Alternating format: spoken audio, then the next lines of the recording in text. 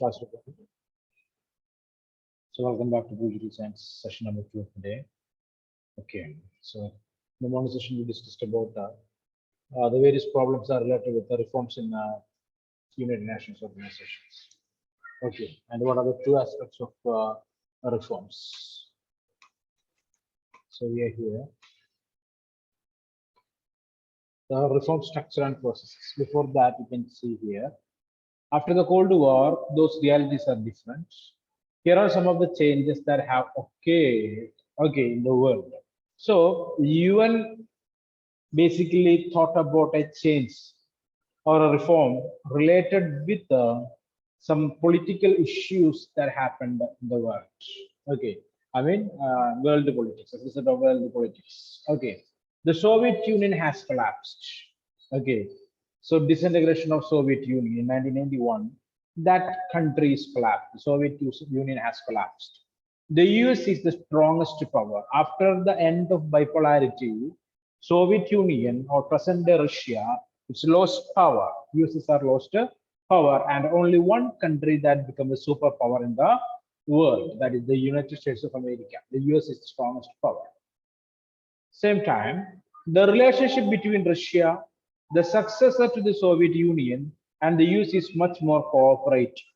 Okay, so Russia is the successor of USSR, and the relationship between Russia and United States of America, it is not that complicated. They are cooperating, it seems. Okay. China is the fast emerging as a great power, and India also is growing rapidly.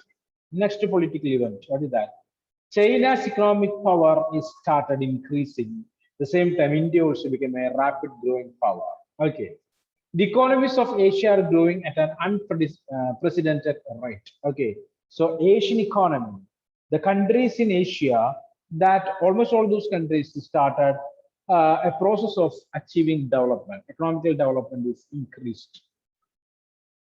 Many new countries have joined the United Nations as they became independent from the Soviet Union or former communist states in Eastern Europe. Okay, so number of countries from Asia, from Africa, from Europe, okay, I mean basically from the Eastern Europe, once those countries were under the control of the USSR, all started joining in, or they started joining in United Nations organization.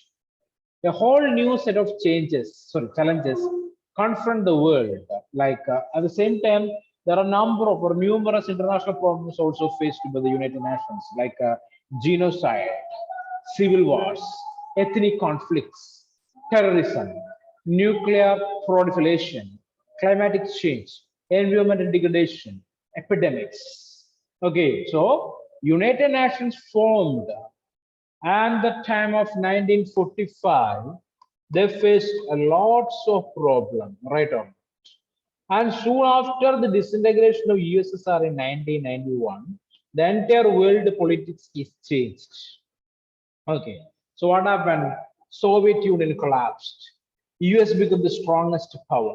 The relationship between Russia and US, it was become a cooperative movement, a cooperative relation. China and India become fastest growing countries and economies in the world. The economies of Asia, Asian countries basically start develop, or a great or good growth of development for the Asian economies. All right. Many countries joined in United Nations. Okay, the newly independent countries, and the countries, once it was under the control of the USSR. Now these countries also started joining with the United Nations organization. Okay, in this situation in 1989, as a Cold War was ending, the question facing the world was, is the UN doing enough? Okay, so around 1989, it's almost the end of the Cold War era. Okay, then the world started asking a question: is UN doing enough activities, or the activities of UN is enough? Is it equipped to do what is required? Is UN is powerful to do what they want to do actually? What should be doing now and how? Okay, this kind of questions arose out in the world there against United Nations organization. Next question, what reforms are necessary to make it work better? Okay, in this special condition or political condition, what are the changes is necessary for a better functioning of United Nations organization? Okay, for the past decade and a half, member states have been trying to find satisfactory and practical answers to this question. So, for several years, last 60, 70 years, almost all the countries are trying to answer these questions. Okay, what UN is doing, what the UN is doing is correct or wrong? Is UN is able to do what they want to do really? Okay, such kind of questions are arose there everywhere in the world there. Okay, so it is not that easy to find out the answers for these questions too. Okay, so UN reforms is basically based on this political condition that existed in the world at that time. Okay, so reforms of structures and process. Okay, so now we are going to discuss about the two types of reforms. One is reforms of structure and processes of United Nations organization. So they want a change in the structure of United Nations and at the same time the process of the United Nations there. While the case for reform has widespread support, getting agreement on what to do is difficult. Let us examine the debate over reforms of the UN Security Council in 1992. The United Nations General Assembly adopted a resolution. The resolution reflected three main complaints there, basically speaking. So, okay, so it is not that easy. We are able to suggest that changes are necessary, but it is not that easy to make changes.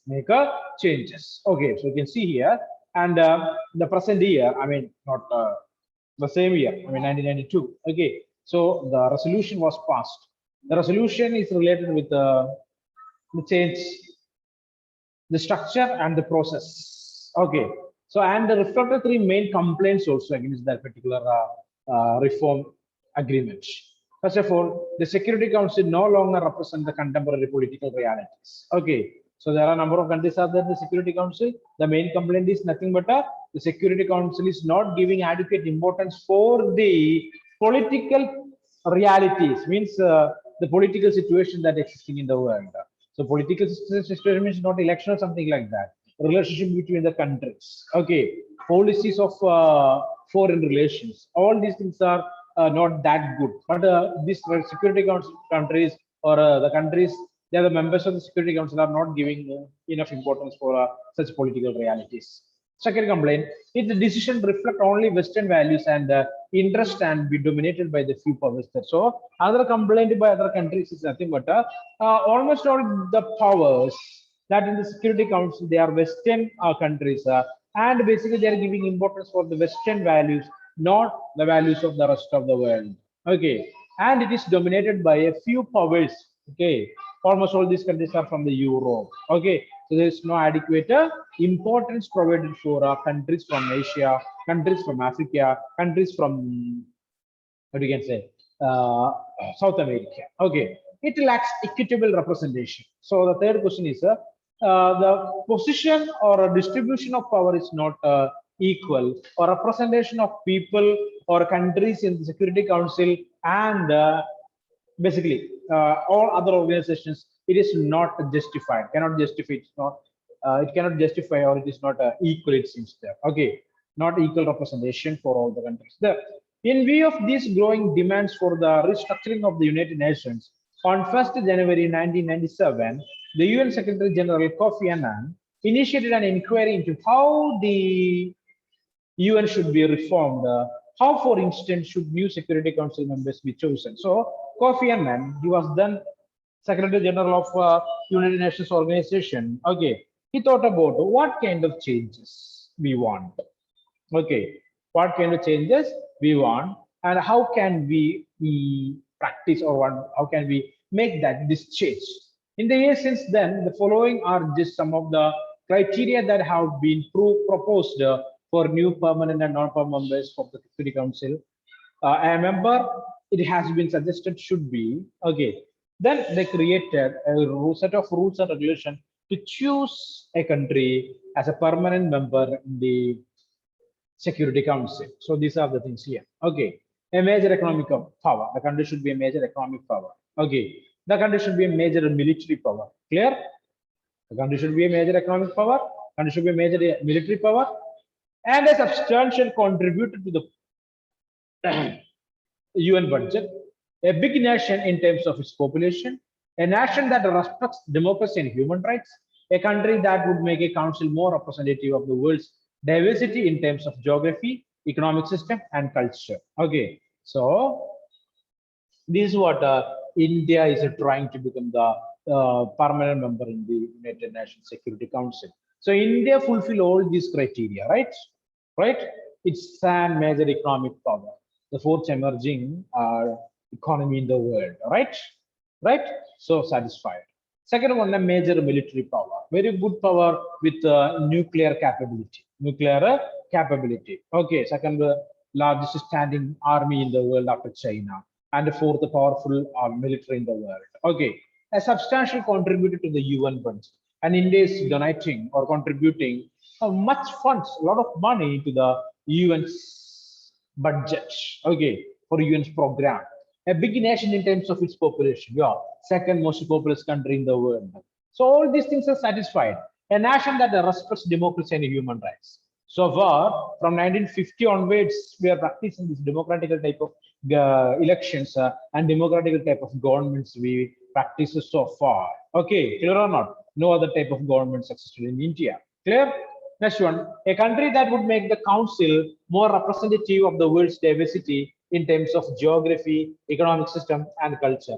All these things are there in India too. Okay, clear or not? So we basically fulfill all these criteria, but still today there's a problem to become a permanent member of the Security Council. Okay, next one you can see the top 10 contributors to the UN budget. Okay, so here number of countries are there. India's position is still after this only. You can see here, US is 22% of UN expenditure is maintained by United States. Just after that, it is Japan contributing to the United Nations, Germany contributing 8.7 out of 100, UK contributing 6.1 out of 100, France contributing 6% out of 100, Italy 4.9, Canada 2.8, Spain 2.5, China 2.1, Mexico 2.1, sorry, 1.9, Mexico 1.9. These are the contributors to the UN. Okay, India also contributing. Okay, but not this much. Hello. The tables are different. Yeah, tell me. So this is a new textbook. This so tell me is your of 2019. 2019. So is it 2021? Yeah, tell me what is your data? The first one is USA, then comes China. China. What is China's contribution? 12%. 12%. Okay. So let me check it. Okay. So which version is new one? I will check that and I will tell you. So the 2019 edition, right? This is the latest edition. But China contributing 12% is almost correct, I think. Okay. So let me check that. Okay, and I will tell you. Don't worry. Okay. So don't worry. If any changes are required, I will send the PDF copy for you. Okay. Don't worry. So fine. Here you can see. Now these are the criteria basically necessary. So India's contribution is there in your textbook? Yes, sir. What is the percentage there? 0.8. 0.8, closely 1%, right? Okay, so 0.8. Okay, fine. So only the problem is that we are contributing, but not like other countries, right? Not the contribution is not that high. Okay, but all other countries are fine only, but we are contributing too. Okay, next one. Clearly, each of these criteria has some validity. In some criteria and disadvantages in other, depending on their interest and aspiration. Even if they had no desire to be members themselves, countries could see that the criteria were problematic. How big an economic or military power did you have to be a qualified for Security Council membership? What level of budget contribution would enable the state to buy its way to its council? Was a big population an asset or a liability for a country trying to play a bigger role in the world? If respect for democracy and human rights was a criteria, countries with excellent record would be in line to be the members, but would they be effective as council members? So there are a number of problems of this. Some countries satisfy some criteria, but some are unable to do so. Clear or not? Okay, so for example, national respect democracy in the sense, number of countries are there in the world that is under the control of a monarch, clear or not? Okay, and those countries are achieved development too. There, those countries are well developed countries. Okay, and they are facing a problem. What is that? The country is not a democratic country. Country is not a democratic country. Maybe fulfill all other criteria, but that criteria is missing. Okay, coming to India's matter, we are a major economic power, we are a major military power, substantial contribute to the UN budget, but not as much of other countries. Okay, and it's a big nation of in terms in its population, which is the second largest populous country, right or not? Okay, so everything is satisfied here. Okay, but only the problem is related with what is that? Our problems with the neighboring country called Pakistan and China. Pakistan and China. Clear or not? That's one issue for us. The European countries are basically speaking about that. India's constant conflict with Pakistan, and India is not trying to create a peaceful atmosphere in the Asian continent. Okay, basically we know that who's basically creating the problem, right or not? Okay, so we are not criticizing any particular country or the people of their country. This is related with the policies of the governments. Policies of the government. For governments have some hidden agenda. Okay, people they don't know anything about this kind of things there. So Pakistan government and the Pakistani military groups are or terrorist groups is creating problem. The people there in the sense they don't know about all these kind of things there, right? So the politicians they are using these things for their personal gains or their political gains. Political gains. Not only in Pakistan, even in India also. India also, right? So, for country facing any critical issues or basically some problems the government cannot control, definitely the next day we are able to read some problems in the territory, right or not? Or some internal conflicts or external conflicts we read. So everything will be diverted to that problem there. Okay, we will forget about the basic problem and we will start thinking about what problem, what is that? The problem in the frontier or problem that related with, or sometime it will lead to a war, it seems there. But after some days, we will come to know that there is no war, nothing is that the problem solved. China went back to their own position, and our problem that is still existing there. But almost all the people they forgot about that. So farmers protest movement started in India, right? Remembering that last year. Still, it is going on. That time you might heard about the problem of India with what China, the Ladakh Siachen area. Okay, then what happened? China went back. India also came back. The farmers still they are in that roads. Okay, facing all the problems, all the rains, all the I mean, what you can say, the sunrise on them. Okay, clear or not? They are facing the problem. But almost all other people they forget about that. They got another issue. Okay, then the final the old issue they forget definitely. So when I'm studying in colleges, my principal uses this technique there. So there are student organizations are there. Okay, student organizations. Clear? Number of organizations are there. Basically, they want to strike, clear or not? They want to close the college. Okay, they don't want to allow the teachers to teach. Okay, they want to go for some other activity. So these political party leaders, they will, I mean, the student leaders, they will fix this kind of strikes there. Okay, clear or not? So in 1 month, one particular student organization can conduct 2-3 strikes or something like that. Some criteria is there. Okay, not more than 2 strikes, not more than 3 strikes or something like that. Okay, so if the fees of the institution is increased, they have a plan of they are going to increase the fees of the college fees they are going to increase. Before that, principal will increase the price of Paripoda and bond in the canteen. Okay, so all the student unions will start what? Protest against that problem. What is that? Price of Paripoda increased. Price, I mean, dalvada. Okay, or prices Ulnoda is increased. So they started to strike for that. 2 days completed. The next moment, what will happen? The price, I mean, college is increased. So there is no chance to strike. Done. Okay, clear or not? So like that things are there. So people will forget. Some issues are there, means the people will forget about the basic issue. It is what is important here, the college fees or the price of the Paripoda, which is important here. It's a college, what is that? College fees only important. So these people will forget about that and they do strike for what? Decrease the cost of Paripoda. So he increased 1 rupee and will decrease 50 rupee, sorry, 50 paise, and the students organization will declare that, oh, our strike is a successful strike. Cost of Paripoda decreased, okay, 50 paise decreased here. Okay, nothing. Okay, clear or not? So that's what. So just understand all these things here. Okay, so this is just a gimmicks and tricks that basically using by the people basically controlling the country or the state or an institutions. Okay, so first of all, we have to think about basic issues are there. First of all, we want to solve that issue, then one go for other issue there. So just understand all these things is completed. Now here is one thing that is about World Bank. The World Bank was created immediately after the Second World War in 1945. Its activities are focused on the developing countries. It works for human development, education and health, agriculture and rural development, irrigation, rural services. Okay, so I think there's a mistake in your text, notes there. Okay, that year is you wrote that as 1944, I think so. I made a mistake, I think so. Okay, if it is the year is like 1944, please correct that into 1945. Okay, clear or not? World Bank. While dictating the notes, not intentionally. Okay, and I made a mistake there, so please correct it. If there is an error like that. Okay, I think so. I made a mistake that time, but I forgot to speak. I forgot to tell about that. Now I got the chance here. Okay, please check that notes there. Either 1944 or 1945. Sir, in the textbook, it's 1944. 1944. Okay. So it is after immediately after the Second World War, second one completed in the year 1945, right? Okay, I checked that it's 1945 only. Okay, so do correct that. Okay. So here, so First World War 14 to 18, Second World War 39 to 45. Okay, so 45. So the World Bank was created immediately. The same statement is there, right? Right? What is the statement? First statement, the World Bank was created immediately after the Second World War in 1945, right?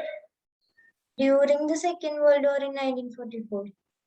So that's what the error here, I think so. Okay, so we want to check it. Okay, its activities are focused on the developing countries. It works for human development, education, health, agriculture, and the rural development, irrigation, rural services, environment protection, pollution reduction, establishing and reinforcing regulations, infrastructure, roads, urban regeneration, electricity and governance, anti-corruption, development of legal institutions. It provides loans and grants for the member countries. In this way, it exercises enormous influence on the economic policies of developing countries. It's often criticized for setting the economic agenda of the poorer nations, attaching stringent conditions to its loans and forcing free market reforms there. Okay, so there are numerous ways World Bank is helping different countries there. Okay, but there's a criticism is against this World Bank. So World Bank is basically controlling by superpowers there, economically developed countries. Clear or not? Basically United Nations America, United Nations of America. And this World Bank is trying to, they are pressurizing the poor countries to, for what? Free trade. What do you mean by free trade? Free trade. Okay, allowing the superpowers to sell their product without paying taxes. Taxes. That is what free trade. Clear or not? Okay, or paying minimum taxes. But this free trade will create a problem for the local producers. Clear? So in the last year we studied about that, I think so, in economics there. Okay, so the Indian farmer spending 20 rupees 20 rupees for producing 1 kilogram of wheat. Okay, clear or not? You want to sell that for 25 rupees to make profit, right or not? Clear or not?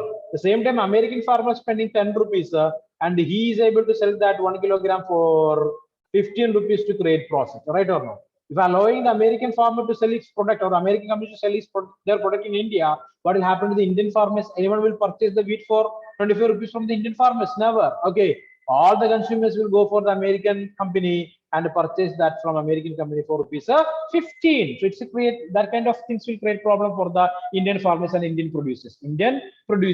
Clear? Nowadays, number of news are coming in the newspaper related with Amazon and Flipkart, right or not?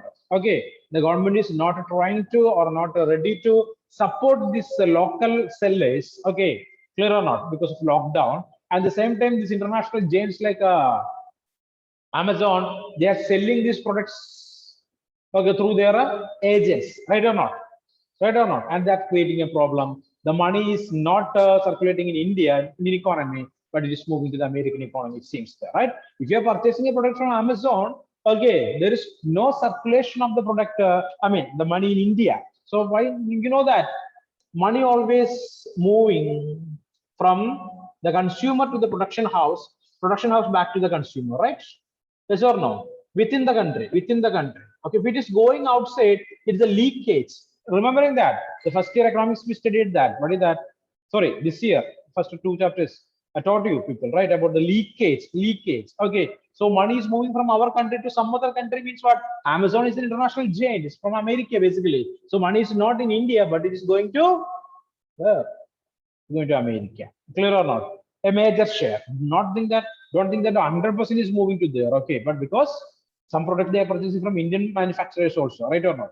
So a major share is moving to America. So it's not preferable for the development of Indian economy. Indian economy. So just keep that idea in your mind. Clear?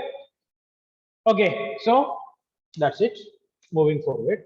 So World Bank today they are giving loans for these poor countries and pressurizing them for free trade, and basically for liberalization, clear or not, without paying much taxes. Okay, so poor countries cannot afford that; they are unable to manage this. Okay, because that country is developing only; those countries are developing only. This kind of trade will create a problem for their development. Okay. Furthermore, how are the matters of representation to be resolved?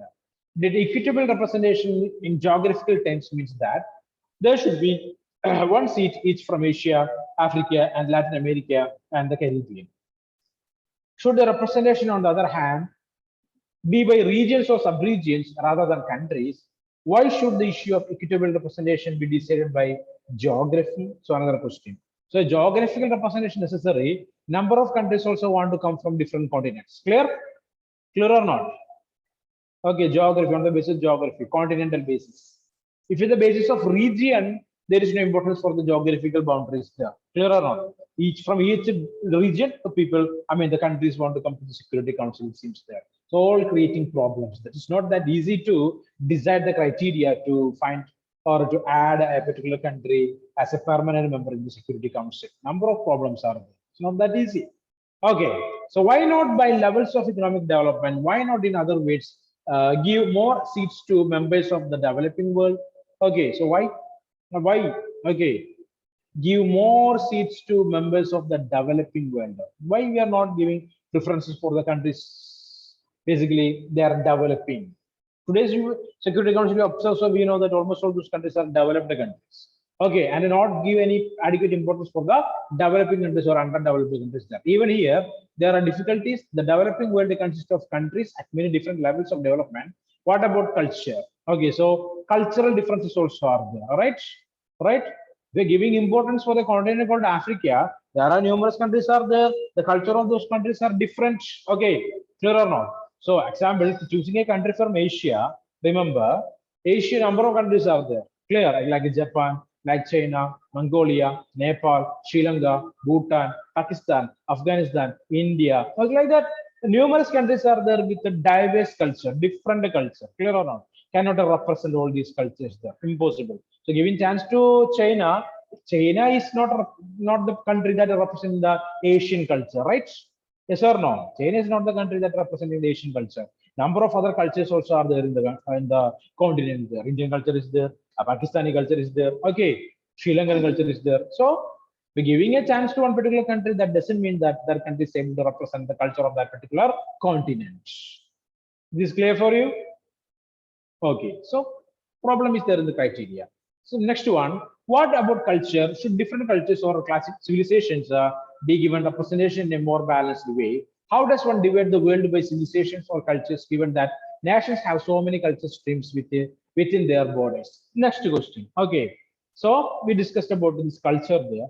So China, a distinct culture than India, different culture than India. So take India. Okay, a chance for India. So within India also there are different cultures, are the different languages, are the different regions are there. So it is very difficult to represent almost all the culture or civilizations. Clear?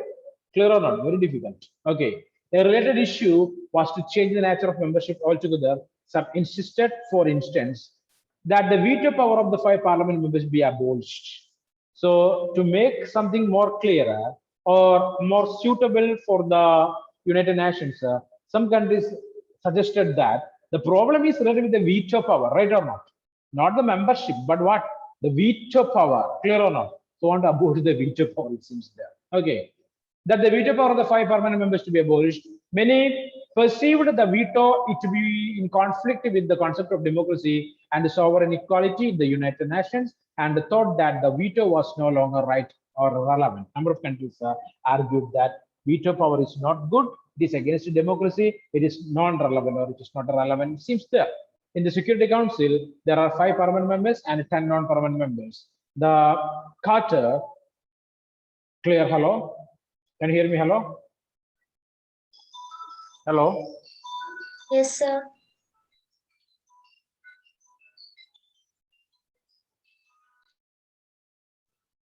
Okay, the UN, you can see that. The charter gave the permanent members a privileged position, bring about stability in the world after the Second World War. Okay, so the UN charter that gives some important, some special powers to the superpowers. The main privileges of the 5 permanent members are the permanency and the veto power. So, what is the importance of this power? Sorry, 1 minute. What is the benefit that enjoying by the superpowers? One is the permanent membership. Okay. Next one, it is what? The veto power. Okay. The non-permanent members serve for only 2 years at the time and give way after that period to newly elected members. Okay. So non-permanent members, they will serve only for 2 years. After that, new countries will come to that position. A country cannot be re-elected immediately after completing a term of 2 years. Okay. Example, India became a member in the permanent council. Security Council as a non-permanent member for 2 years. Okay. After 2 years, immediately India will not get a chance to become the member in the Security Council. Clear or not? There is no immediate chance for any country. They have to wait for a long. The non-permanent members are elected in a manner so that they represent all countries, all continents of the world. So they will choose the non-permanent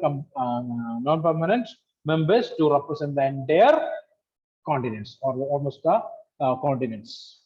So Australia will get chance every time, right? Yes or no?